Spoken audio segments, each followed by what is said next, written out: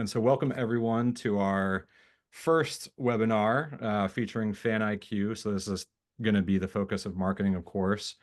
Really excited to kick this off. This is something that we've been talking about doing for a long time, and we've been really excited to get things underway. So we're starting here today with FanIQ. I'm thrilled to have Jesse and Drew here from their team.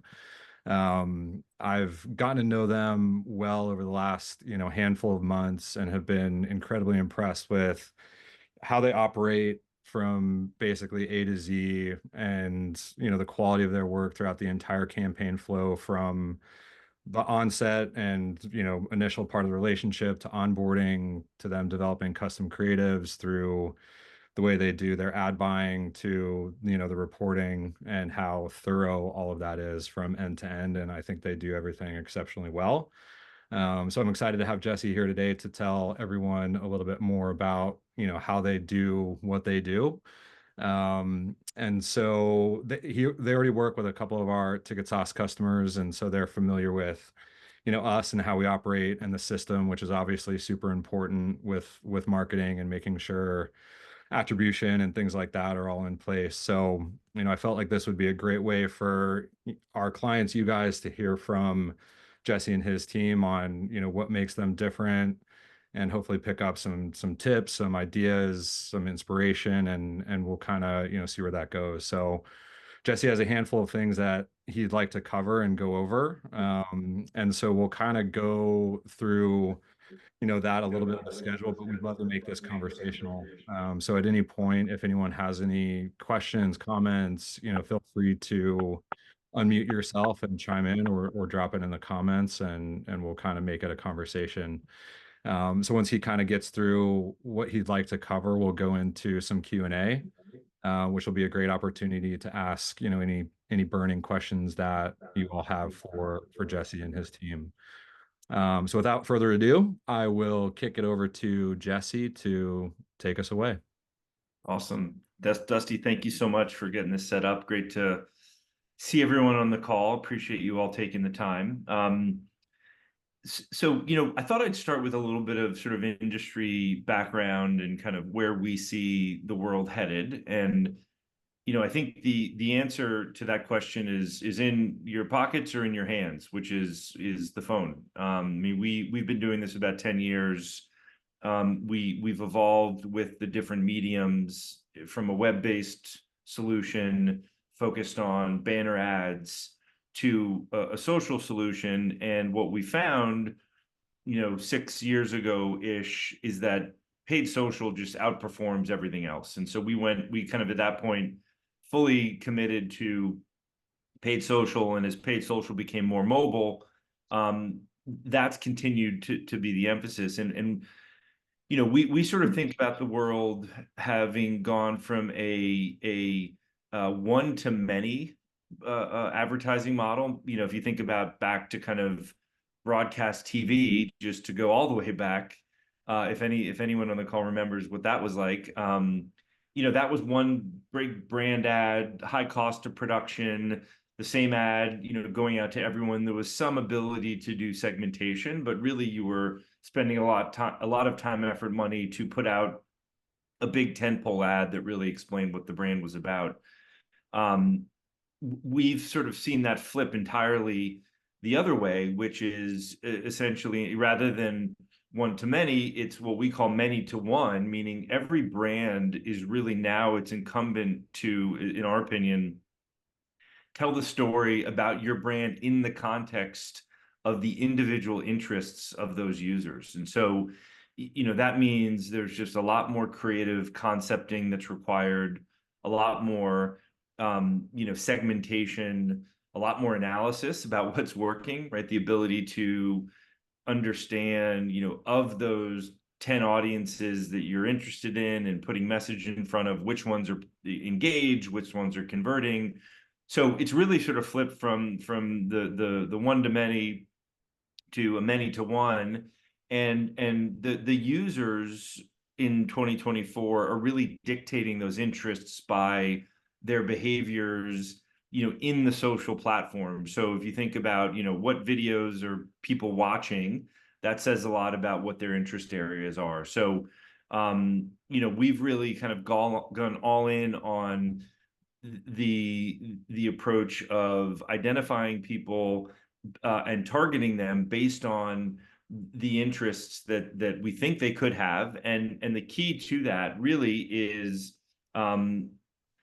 content. And so, if you think about sort of audiences, platforms as a means to acquiring new fans, the key is really starting with who do we think, and this is a process we go through with all our partners, who do we think is going to be interested in your event, beyond the obvious, right? If you're a music festival that's focused, say, on country music, I see Nicole Reese here as an example at Boots in the Country. That there's some obvious ways to target and message to people that are country music fans, as opposed to saying, hey, we want to attract people to the brand, to the event, through the lens of other, what we call lifestyle interests. So beauty and fashion is a big category we see success with. Family focused events, partying, VIP. We've got about 20 different audience categories that we focus on, and we'll get into some content examples shortly.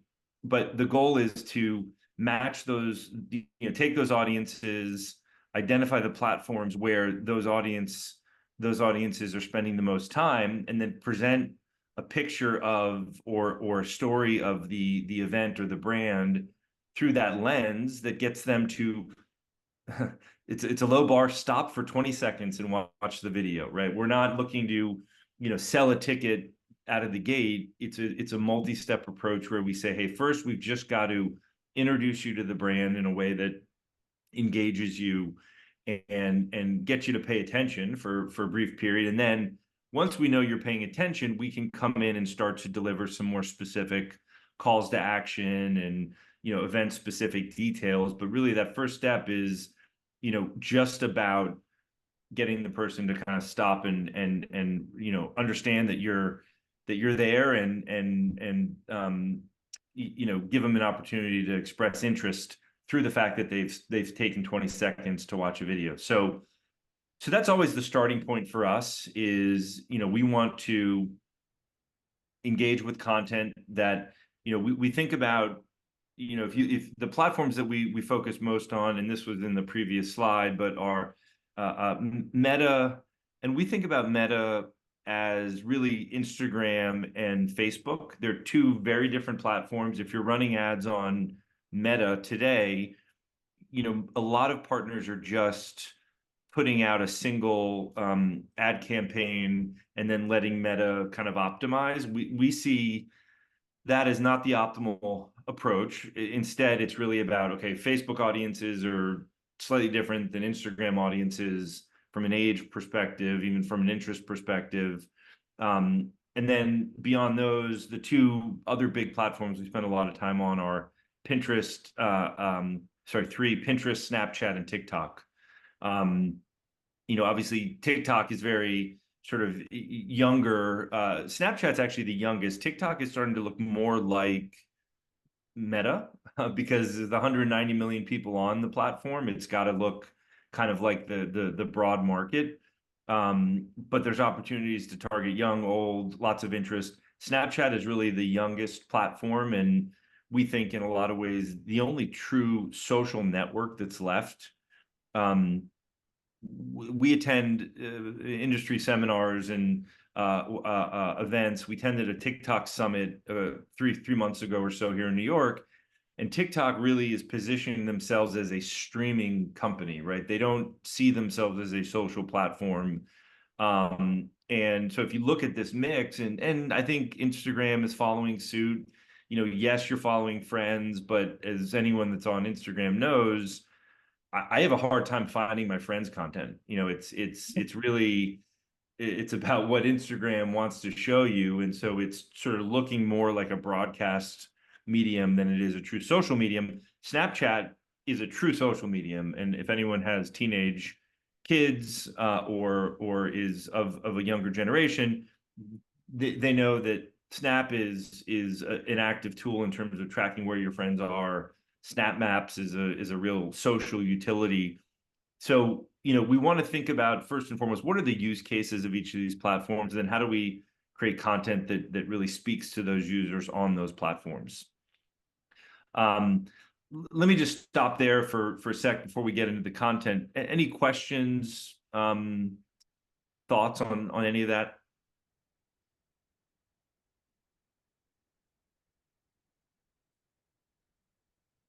Cool. Feel free to just raise your hand or message if you do have a question. So once we identify the audiences that we're interested in going after, then the key is really putting together content that speaks to those audiences. And we have really three types of content that we create. One is we take B-roll from partners' previous events. We cut that up into specific content that's focused on driving interest. So this is a piece that we did for an EDM partner of ours. And as you'll see, it's very kind of call to action specific.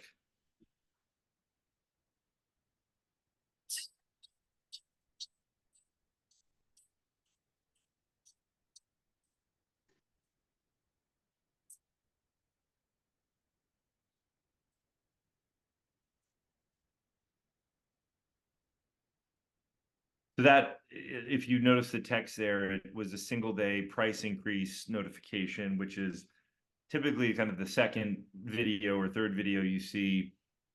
One of the first videos looks generally more like either of these two. So this is a video that we did for Aftershock, which is a big sort of heavy metal festival, and it was a lineup review. And so as you'll see, there's nothing about if you can swipe up and you can click and you can buy, but really what we're trying to do is just get people to stop and pay attention to this for 20 seconds.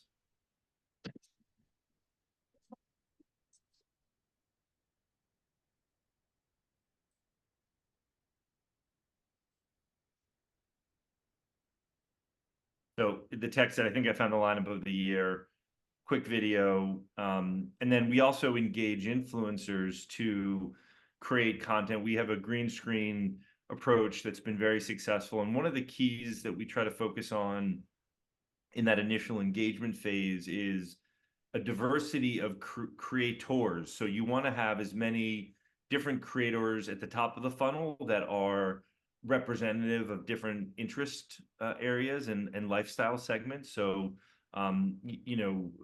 old, young, female, male, different races, different interests. And this is a piece that we did for actually Ticketsauce partner Oceanfront, which is an Odyssey festival. School's almost out, and here's how you can celebrate. Come see T Busy, Juicy J, MLE Choppa, and so many more performances April 26th to the 28th in Virginia Beach. So the concert takes place steps away from the beach on the boardwalk with tons of food and drink options. This event is going to be insane. Get your tickets now. So the goal there, those second two is interest. The first one is kind of the call to action, if you will. This is a piece of content for Boots in the Park that we did, and Nicole is on the call here. Family focused piece of content around their event series.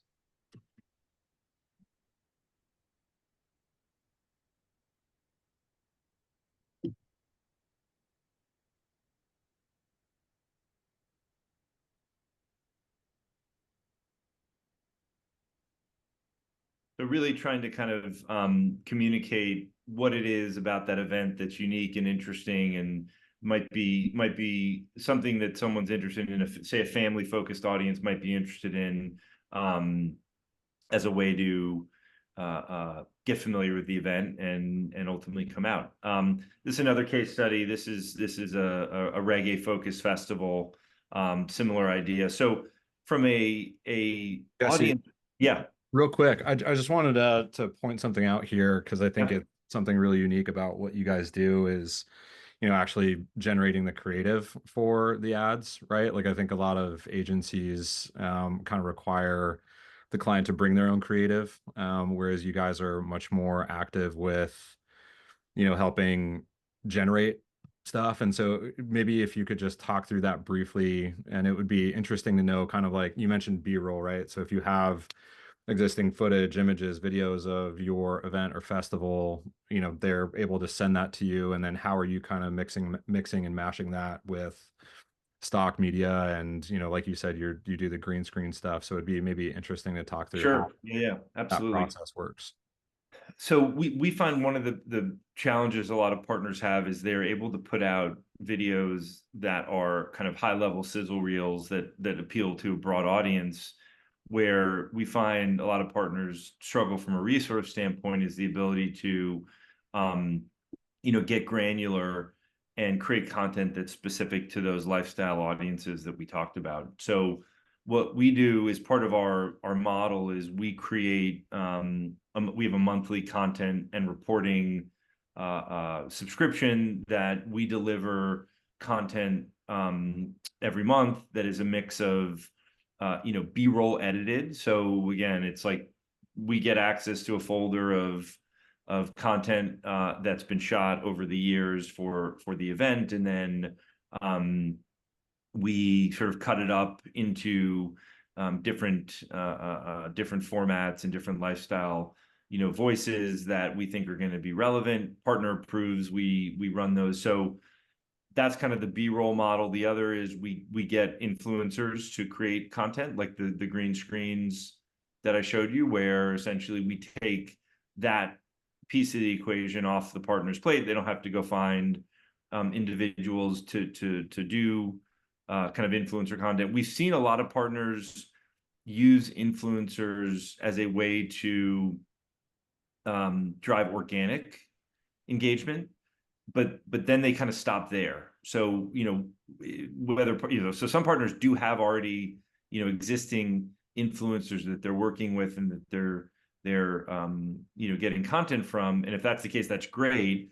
We just say, hey, let's get that into a paid rotation, because it's going to be the most engaging form of content for individuals that are in that lifestyle audience category. And if you don't have influencers that you're working with, we can source influencers to put together content that is relevant. Whether it's a lot of it is what we call bedroom content. So it's people, here's an outfit I tried on, here's a lineup review, here's what I'm bringing to the festival, right? Which a lot of that stuff doesn't actually require someone attending the festival.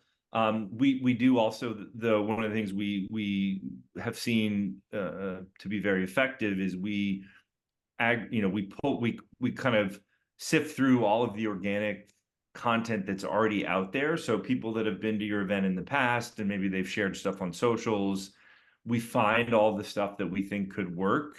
We get approval from the creator, and then we send that over to partners for their approval. So our kind of content mix every month is a mix of what we call FanIQ originals, which is edited B-roll, kind of more produced influencer content, which we talked about, and then user generated content, which is some of the examples of that would just be someone talking about their experience at the festival.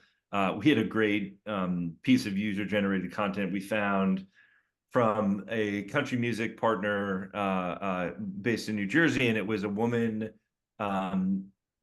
shooting video by drinks. So she did, hey, here I am after one drink, here I am after two drinks, here.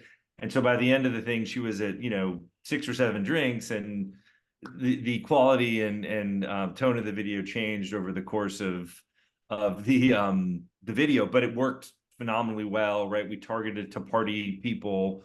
So we're always trying to match the right content to the right audience on the right platform, and it just takes a sort of constant rotation, testing, seeing what's working, seeing what's engaging, pulling the stuff out that's not, adding more budget to the stuff that is, and we really try to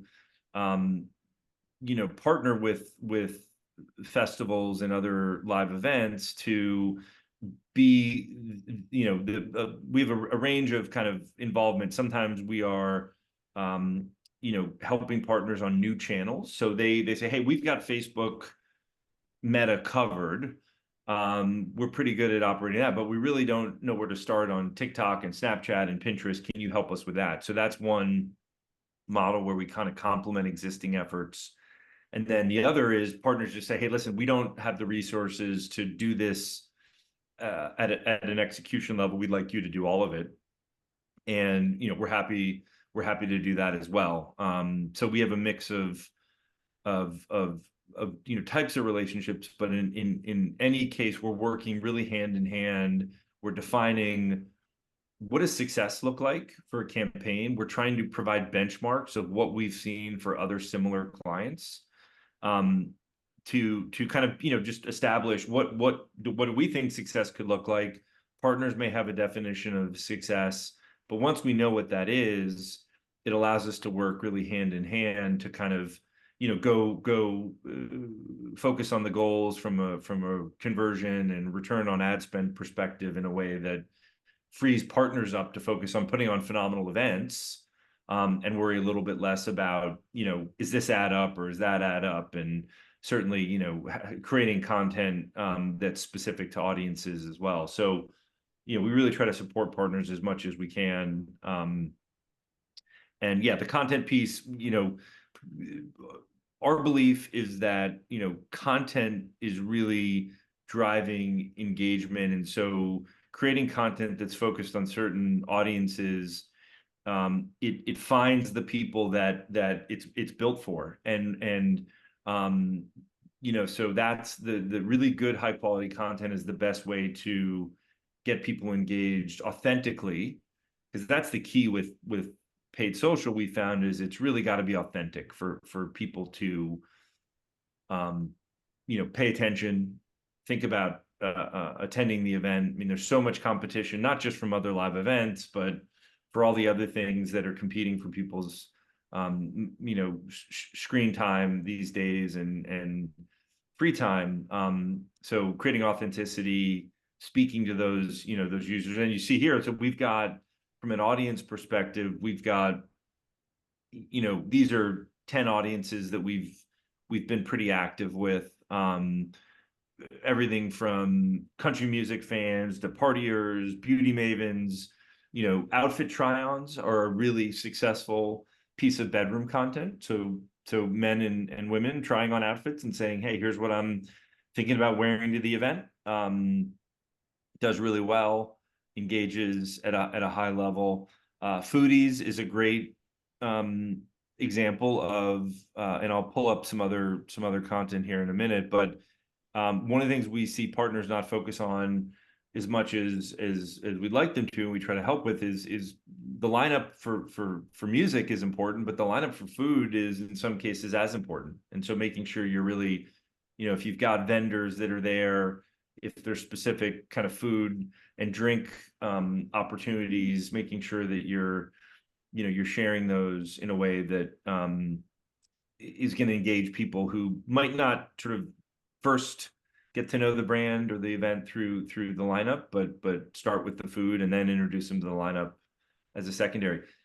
Premium is big as well. So that really requires merchandising those spaces and that experience in a way that's different and unique, rather than just saying, hey, here's an event, buy tickets and you can get GA or you can get premium.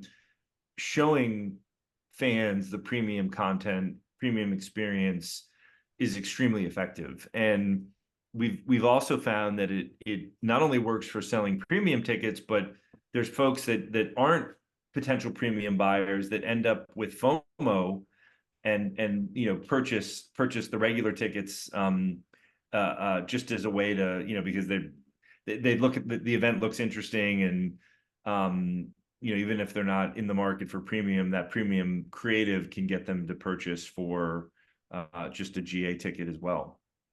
So all of that goes into the mix. And what we try to deliver partners is a set of audiences, a set of content that is really custom to their event. And it's a very back and forth process. Some partners have audiences that they've identified. Also very important to note, we can also target known fans. So we generally start with the question of how can we help you find new fans, because that's something we see a lot of partners struggling with. But we can also work to engage existing fans. So all the folks that you have sold tickets to in the past, making sure those lists are getting uploaded into your ad accounts. And wanted to did that transition over to this dashboard screen? Yes, it did. Yeah. Okay, perfect. So, just as a sort of a sense of what is a FanIQ report look like? So it's a real-time dashboard where you can see everything that's happening. The goal is everything in one place. One of the big challenges that we've seen with so Facebook is a great platform. It's very effective for certain audiences, but to go after younger audiences, it's critical to be on Snap and TikTok, as we've discussed. The challenge with that is TikTok and Snapchat and Facebook don't like to talk to each other. And so Facebook's not particularly interested in you seeing results of Snap and TikTok next to their results. So what we've built, and we think this is a first for the live event industry, and it may be a first just overall, but a single place to see everything. And so if you want to look at kind of the campaign overall, you can get that quick snapshot of how much have I spent, how much have I made, what audiences are performing best, right? That's critical back to the conversation of audience and content matching. What creatives are performing best. So, understanding what are people responding to, how do we create more of that? And, making sure that we're sort of discarding the content that's not working and creating more of the content that is working. And then if you drill down onto a specific channel, you kind of get a more granular view of, okay, for this particular channel and Snapchat, what are the audiences that have performed best? What are the creatives that have performed best? And then we have daily breakdown where you can see just purchases by day. That's and then you can also drill down into specific audiences and get a sense for what's really working at an audience level. It's taking a minute to load here. And then content-wise, ditto, what content is working best, and a link to kind of see that content. So it's going to open a new window. Oh, there we go. So as you can see, not only what's the content, but the ability to see it and understand kind of what's performing best right here in the I don't think people understand how fire Key Glock's shoe game is. If you didn't already know, Memphis native Key Glock is a huge sneakerhead. What is your earliest So that was a sneakerhead audience that does really well. This is a hip hop festival, and the ability to kind of see, and you can actually drill down into the specific video and see how that's doing on different platforms and what audiences are performing for that video. So, we want to really give partners a dashboard where they can get a single view of everything that's happening. And again, we're monitoring this, we're making recommendations, but partners having access to this, we think, is really important as well, to feel like they're driving the spend decisions as much as our recommendations are. Yeah, this is really awesome, and frankly, I think a game changer, right? Like, not only have they unified audiences across all the different platforms, but they bring in reporting from all of those as well, which is super unique. Obviously this is a ton of insight into how the ads are performing. And Jesse, it might be interesting to hear just how, obviously you guys are in there managing the campaigns and monitoring and seeing how things are going. How frequently are you and your team using those ads and the performance of each different creative and, making updates on things? Yeah, How frequently are you doing that? for sure. I think one of my other teammates is on the call, Drew Stanton. And Drew, do you want to take that question? Yeah, absolutely. I think we're kind of constantly addressing the campaign and making adjustments based off of, the key performance metrics that we're seeing. I think there is sort of a period at launch where you want to let the ads run, kind of, determine if the audiences and the theories you made going into the campaign made sense. And then after X dollars in spend, or 5 to 7 days of ad delivery, you can kind of make some adjustments and make assessments in terms of what you think is going to happen moving forward. So I think it's a pretty kind of constant communication with our partners in terms of adjusting the audiences we're running, rotating in new creative, and making sure that we're kind of optimizing the campaign accordingly. It's also a little bit different on each platform, right? Like TikTok, you need to rotate through content at a much higher frequency than perhaps you need to do on Snapchat or Meta. So it's a little bit different per platform, but I think this reporting mechanism really helps us get a really clear view as to how the campaign's performing across each of these channels, and give our partners that same view. Yeah, I love that. Super helpful. What are maybe like the top one or two metrics that you're looking at to make decisions, right? Like if there's one thing that you're keying into that's saying, oh, this is working, or this isn't working, and you make an iteration from there, like what are those main drivers? I think generally return on ad spend is always going to be the biggest. And your cost per acquisition, your CPA is going to lean into that as well. It's really different with each of our partners. I think with some of our partners, volume is the most important, and so they're willing to give up a little bit on the return on ad spend side if they can generate more sales. So we kind of gear our campaigns under that philosophy. With others, they're really keyed in on, we want a 10x return on ad spend, we want an 8x. So we're optimizing the campaign accordingly. So that's just sort of a communication at the beginning of the campaign. What are the goals? What do you guys really want to optimize towards? And then we view it through that prism throughout the duration of the ads. Yeah, that's great.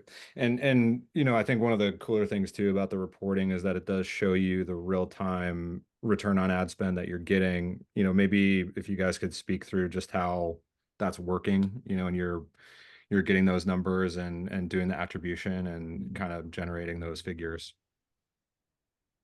Yep. So the majority of our tracking is pixel based. So, as an example, we would place a conversion tracking pixel on Ticketsauce for each of these individual channels, Snapchat, Meta, TikTok, what have you.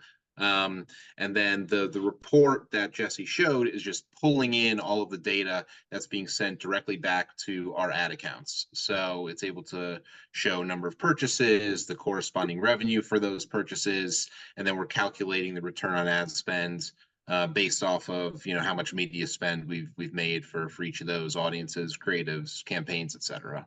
Great. And the limitation of any paid digital platform is you can't get user info as part of that. You can get transactional, value, but for privacy reasons, you don't know that it's John Doe. So, you have to sort of look at each platform kind of independently, and we recognize that there can be some overlap between channels. Our model is really geared. It's like we have this content and reporting fee, and then a percentage of spend. So, we assume there's going to be some sort of double counting, but it's in the sort of 10% range, and directionally, the reporting is giving you a really good idea of what's working. And what the big thing we're trying to help partners solve is, where do you go for new fans? Because I think a lot of partners we find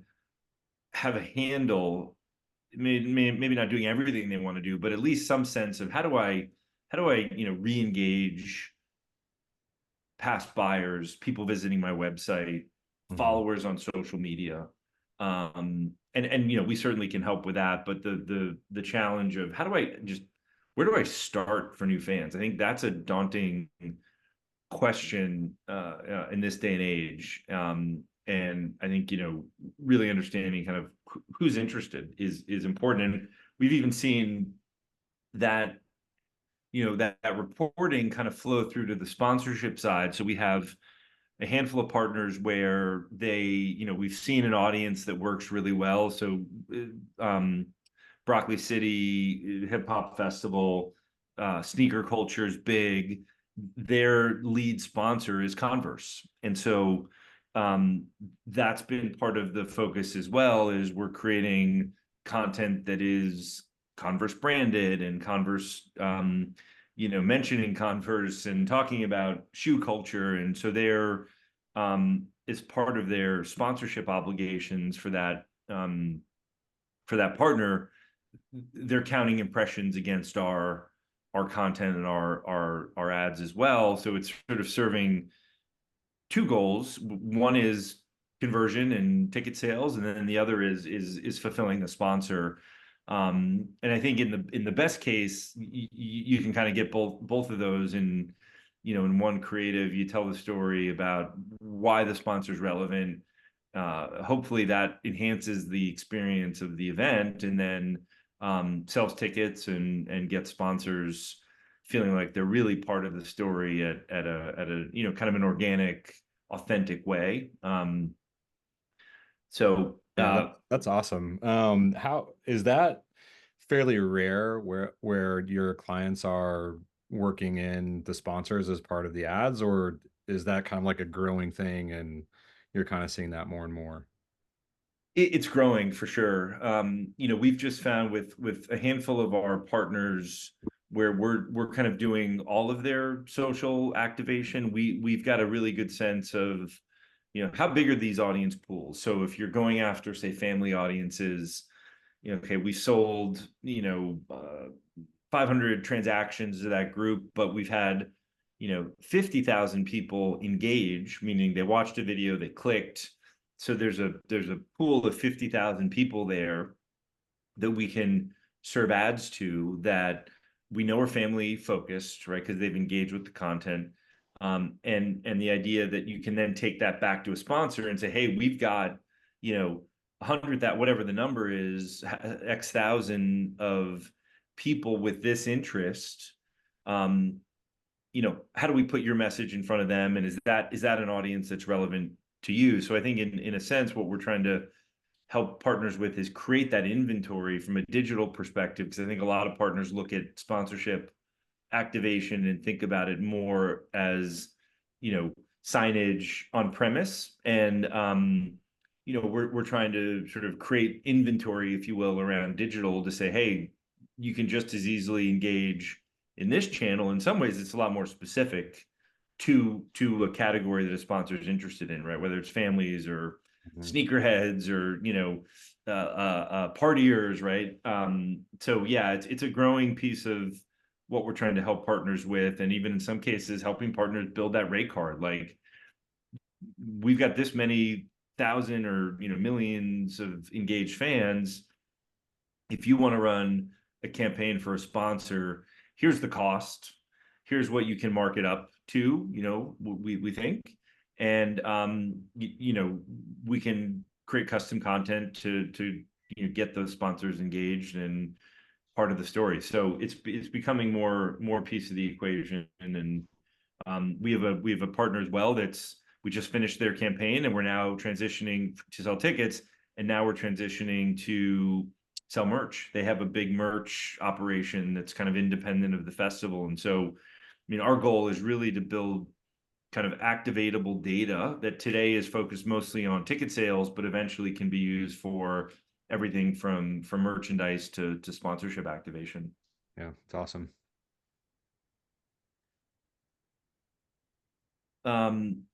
Upper funnel, lower funnel, really, really important. parts of the equation. So you want to be engagement based at the top of the funnel, and then conversion focused for bottom of the funnel. And yeah, these are some more examples. I'll just hit play on a couple. This is a family video that did really well for a partner called Levitate, which is actually the merchandise. They've got a big merch business as well. Got to bring your kids to Levitate this year. They've set it up as a family-friendly event. Each day of the festival, they have a camp called Kids Zone, run by the Levitate camp counselors. It features tons of fun activities for.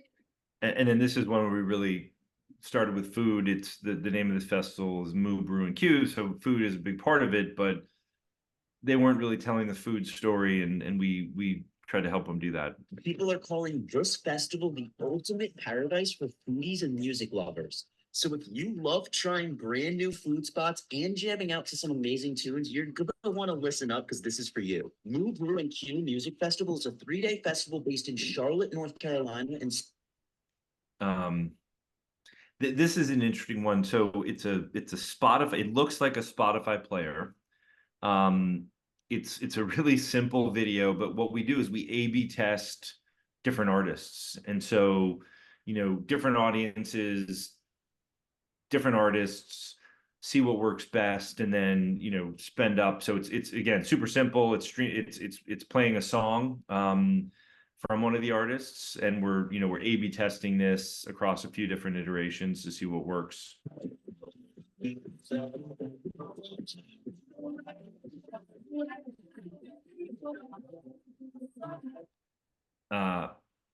And that was one of our higher engaging. So it doesn't always have to be, high production is great. It helps in some cases, but sometimes just, again, the more relevant, the more interesting, it sometimes comes from unexpected places. And we're always testing these sorts of templates and trends. One of the things we try to do is keep up on all the trends that are happening. So there's, every month there's a new trend on TikTok, and we've got a bunch of folks on the team that are younger than Drew or I that are really on top of that. And we're trying to create content that sort of takes advantage of those trends.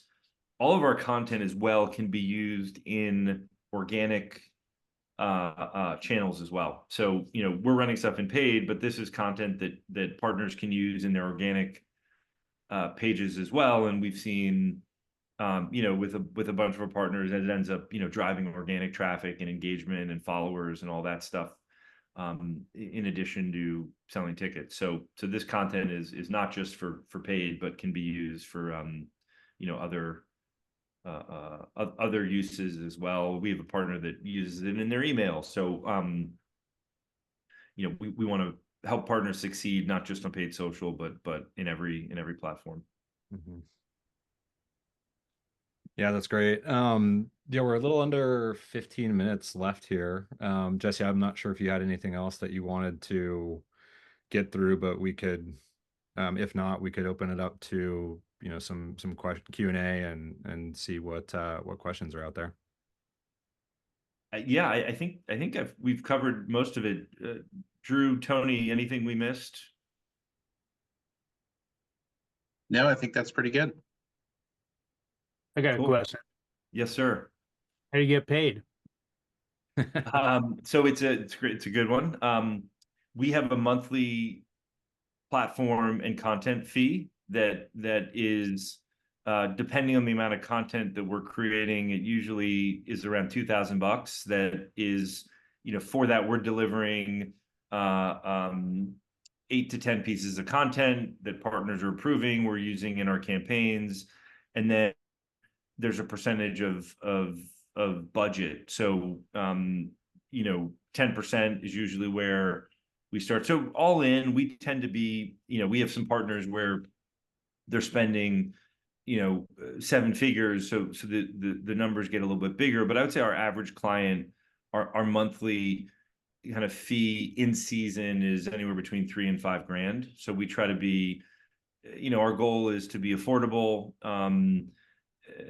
relative to an in-house resource. We're on demand, so we're not a full-time salaried employee, and we're bringing lots of best practices to the table. And actually, there's one other thing, Dusty, I will cover, but we think we can help partners get to optimized performance quicker, just because we have a lot of data on what audiences work in what cities for what kind of content on what platforms, right? That sounds like a lot, and it is a lot, and it's taken us 3 to 4 years to really get a good sense for that. We work with about 50 festivals a year. We're running over 100 events, so we have a lot of data that we can start with to say, okay, this is what we think you look like from an event profile perspective, order value, location, interests. Here's how we want to start, and rather than 3 months to kind of get to a place where you have a sense for what's working, we're trying to get there in 3 weeks or less, and then for the rest of the campaign be driving a return that's optimized. Gotcha. Just follow up question on that. It seems like your whole model points to like large event, right? Big festivals and people with actual advertising budgets. I'm probably a little bit unique, or maybe not, but I'm running a label on a small market over here where we're making up our income, on 300 to 400 itty bitty little things, community theater, helping out people without budget. Is there anything that you guys do to help out small potatoes guys? I mean, we do have some smaller, so it's not all big clients. I mean, Drew, do you want to talk through kind of some of our smaller festivals and what those models have looked like and where we've seen success? I mean, listen, I'll say this, Paul, at the end of the day, we can't, we got to spend money to make money. No, absolutely. Without budget, it's hard not to, it's hard to drive numbers. But yeah, I mean, we do have a handful of partners where, the budgets are small, and, we're taking kind of a more out of the I'd say templated approach and saying, hey, here are 4 or 5 pieces of content that we think could work, and we're going to roll those out. So actually minor league, and I asked Drew to jump in, and I'm going to answer at least my version of the question. Like, we do a lot of work in minor league sports, which is a good comp, and we have templates there that are very much out of the box. So from a content perspective, it's not custom, but it doesn't need to be necessarily. And we're more focused on, with those partners, educating about the event and just at a basic level, than we are educating parents or certain audiences. So I think what we tend to do with smaller events is not spend as much time on identifying sort of new buckets of fans, but focusing on kind of how do we just tell the story and communicate the value of the event to everyone, because it's it tends to make less sense just from like a budget perspective. You've got to have enough to spend to test on 3 or 4 audiences, and if that's not the case, then we tend to recommend, hey, let's just really focus on a core audience with a couple messages to communicate what the event is, how it works, and why someone might be interested. Cool, thank you. What sort of, when you say community events, like what kind of community events are you working with? Oh, gosh, what have we got? I got like a local baseball team with the season of games. I've got running trains around the ranch to go visit Santa. I've got Renaissance Festival, Mac and Cheese Festival. Yeah. Theater companies, 3 or 4 different theater companies. So a lot of folks that just really don't have a lot of ad budget. Yep. Well, I mean, what's interesting is we are very return on ad spend focused. And I think, our goal is always, if you spend $1, the goal is to make more than $1, right? It doesn't, we're pretty good at that. Now, it doesn't always happen day one. It can take some time to get there. but with the right, approach, that's always a reasonable goal. And so I think part of it is educating, smaller event producers about the math there, right? And it's like, well, how long does that take? And the longer you stick with it, I think the more audiences that are built, that are engaged, that have interest, the more you can go from spending $1 to making $1 to making 2 or 3, and so I think a lot of small events just don't necessarily even understand, or maybe they're not comfortable with the idea that you can do that, and so we try to help just educate and say, hey, listen, here's there's an opportunity to actually make money on dollars spent, and do that in a way that helps you scale the business. So yeah, we love kind of small events, and partners that don't have really the bandwidth to think about how to approach that equation. In some cases, we like those as much as anything because they really need the most help, and our goal is to try to sell tickets for event promoters, big and small. So we do a decent amount of small stuff as well. Just tends to be a little more kind of templated out of the box stuff. Mm-hmm. Totally. All right. Thanks. Appreciate it. Yeah, absolutely. Any other questions out there that anybody has for Jesse? I have a question. So have you seen that there's a certain threshold, or where maybe fan engagement drops or sales drops, where you're running these ads and it just becomes maybe a little too much, like a little spammy, or it's more like in your face when you're running ads on specific platforms? For sure.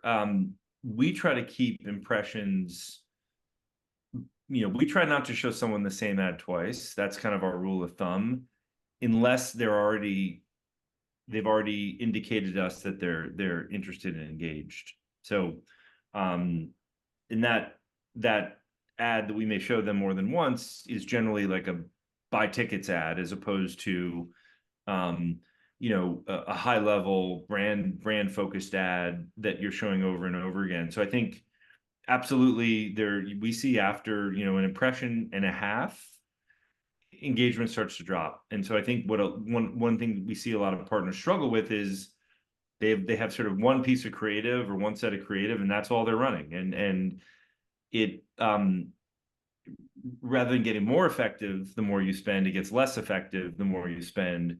And so, I think where we really try to help is like building that stream of content that every month we're swapping out new creative, adding, new elements to the content stream, so that individuals are not feeling like it's spam. And then again, I think making it as authentic as possible. So back to the sort of audience piece, like developing content that speaks to a certain audience. If you find someone that's interested in that thing, it's sort of the opposite of spam in a way. It's relevant, right? It's like, oh wow, this is cool. Like I'm really interested in this, and I'm interested in this event now. And so I think that's the key, is just trying to kind of create as much variety of content, and making it as lifestyle interest focused. That balance is where we've seen the most success. That makes sense. Thank you. Yeah, absolutely. What kind of events do you do? So I work for Fest Forum. So it's the North American, the networking conference for the festival industry. So just trying to find a way to appeal to food and bev, wellness, film, music festivals, and just making sure that they all feel seen and feel that they would be represented at the conference. For sure. Tell Lori we said hi. I will.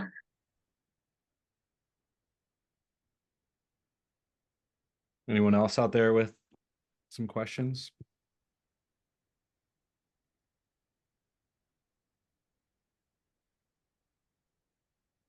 Yeah, and happy to, take it.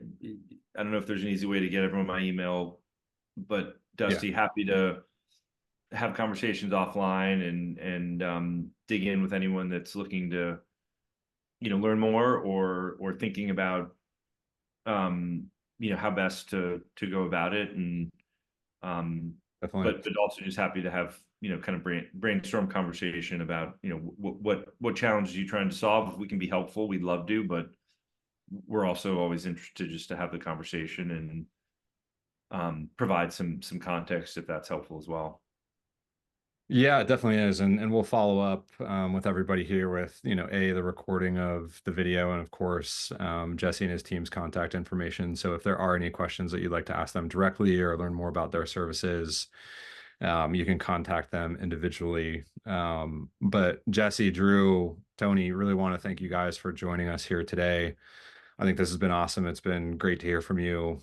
I always learn something no matter what when I hear from you. So I'm happy to loop, you know, some of our top clients in and share that experience. So really appreciate everyone for joining. And this being our first marketing webinar, I'm really happy that we got it done, and you know, look forward for more stuff like this from us in the coming weeks across a few of our different, you know, partner categories with CRMs and on-site POS and, you know, different things like that. So we're trying to really beef up our partnership game and bring you guys more solutions and integrations and partners that help drive efficiencies across all aspects of running your events. So stay tuned for more. And again, thank you everyone for joining. Yeah, Dusty, thank you so much. Appreciate it as always. We love working with Ticketsauce and everything you guys do. So really appreciate the opportunity and safe travels. Yes, thank you. Appreciate that. All right, everybody. Have a great day. Thanks, guys. Thank you. Thank you.